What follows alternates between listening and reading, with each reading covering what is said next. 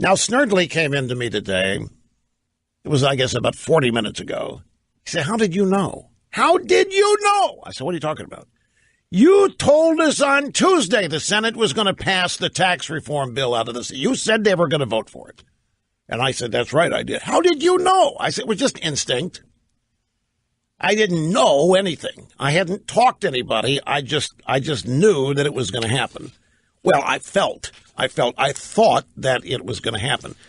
So looking at why, did you hear what the New York Times did yesterday? I mean, everybody's trying to figure, okay, why McCain and Flake have got nothing to lose here. I mean, if McCain and Flake want to continue to hammer Trump, it'd be easy to vote no on this thing and head off into the sunset of Arizona and be at peace with themselves. I mean, if they really hate Trump and they want to sabotage Trump, it'd be easy to say no, can't vote for it. But they're both going to vote for it. Flake not running again, McCain not running again. So what explains this? Well, the optimal answer to that is that these guys have finally seen the light after a year and gotten on board the Trump agenda. But that's a bit much to believe. But look at what, and I don't know if this is a factor, but it may well be, because all of these people in the establishment turn to and look at the New York Times. And do you know what they did? The New York Times basically turned to Twitter and became a bunch of political activists. The New York Times editorial board tweeted all over the place yesterday with the names and phone numbers of Republican senators that voters should call and tell them to vote no on the Republican tax bill. All day yesterday, the New York Times opinion page was sending out tweets that seemed to be from a campaign headquarters. They're not just telling people what's wrong with the tax bill. They're urging people to call their... Remember when I used to do that? No, I never did it. When I was accused of doing it, I'm going back now 25, 28 years. I have long been accused of artificially impacting and affecting the outcome of legislation because the media routinely accused me of telling you to call members of Congress. And I said, I don't do it. I am not an activist. I don't use this program for activism. My audience is smart enough to figure out to do this anyway if they want to. I do not tell people what to do. I don't even tell people what to think. I just don't give them much of a choice between right and wrong. And so here now, the New York Times comes along and activistly urges people to get hold of these Republican senators and give them what for. Now, you may be saying, what's the big deal? Well, the big deal, we've known for a long time that the New York Times is the Democrat Party house organ. And we've known that the New York Times basically serves as a PAC for the Democrat Party. But this kind of seals the deal. And it illustrates there is the futile desperation out there. And it is climbing. It is mounting. It is effervescing and it's overflowing. The frustration on the left, none of them can believe this is happening. They can't believe Trump is still there. And let's go to the audio sound bites. As Trump succeeds, as the nation improves, I mean, you have the stock market now past 24,000. 52 Republican senators say they are going to vote for the tax bill. The president is succeeding on a number of levels, and with each new success, the Democrats mount a campaign that he needs to be gotten rid of under the terms of the 25th Amendment, that he is senile, that he is incompetent, that he's mentally infirm, that he is out to lunch, that he is simply suffering dementia.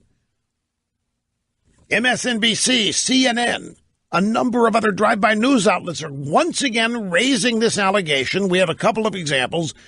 David Axelrod last night on CNN with Anderson Cooper. Question, Mr. Axelrod, reports on Trump's seemingly reborn birther views and the Access Hollywood tape. You know what this is really about? Trump had the audacity to retweet some video of militant Islamic atrocities. And these original videos were posted by a far right-wing, so-called far right-wing group in Britain.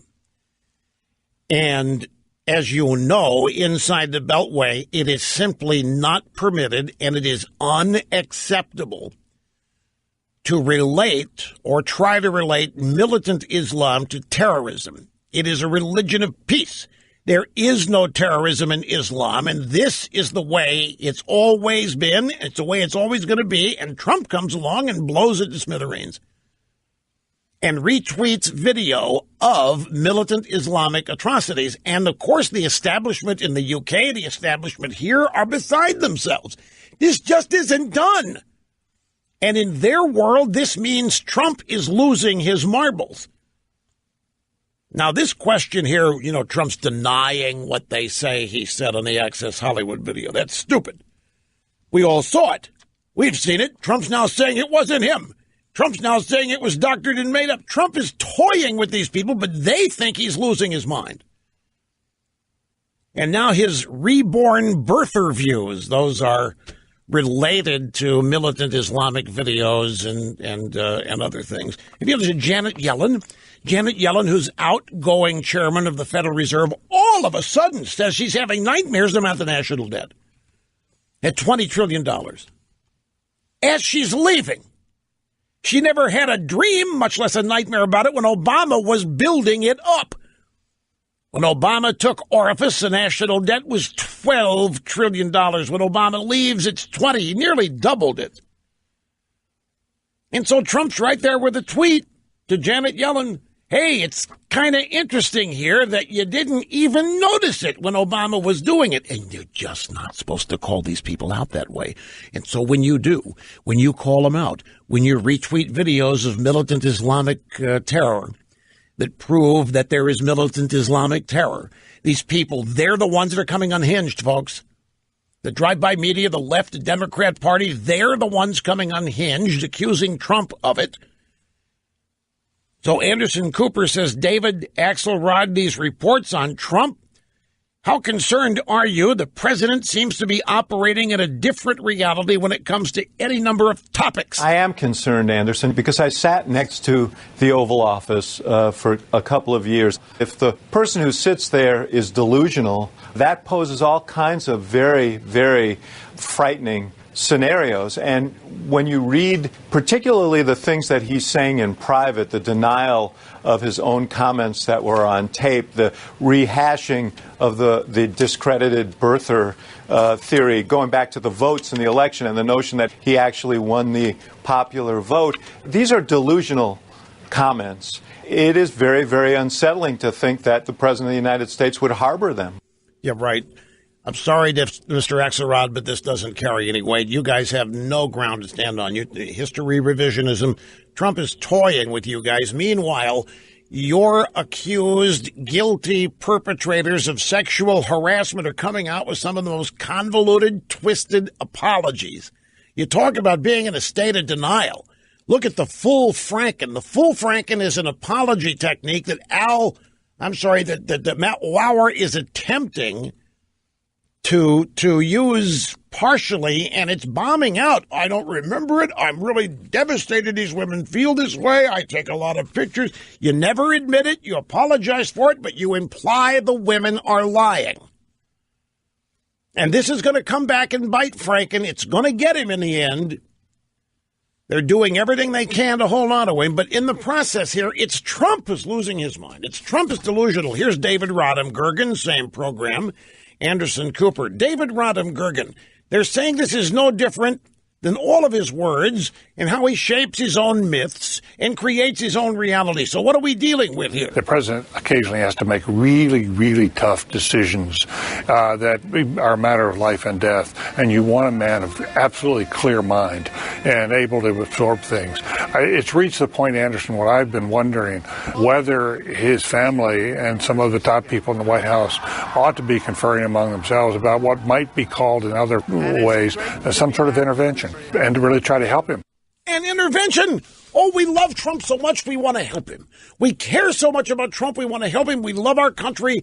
We wanted to give him a chance. We've stood aside and we've let Trump be Trump, but now we've reached the point that we can't stay silent anymore. Trump must go. Trump's deranged. Trump's delusional. The nation is at risk. We might get killed. We're all going to die. The family has got to move in and intervene and stop the guy.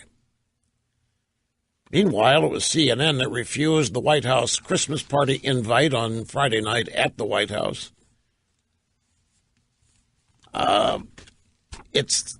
Folks, it's fascinating to watch all of this. Who would have ever believed we would be here? It's November 30th. We are 11 months into the however many phony Russian collusion investigations there have been and are. We are 11 months into all of those investigations. Trump colluded with the Russians. They don't have a shred of evidence yet. Mueller obviously doesn't either, based on the leaks that are coming out of his investigation. Donald Trump is still president. Donald Trump is prospering. The Donald Trump agenda is on the move. There is a momentum and an inertia, and none of the people in the media, the Democrat Party, had the wildest, their worst nightmares. This was not possible. This is the last place they thought they would be. Not only is Trump rolling and his agenda moving forward, they are imploding. The party that conducts accusations on the war on women is finding that all of its top name brand people are lechers.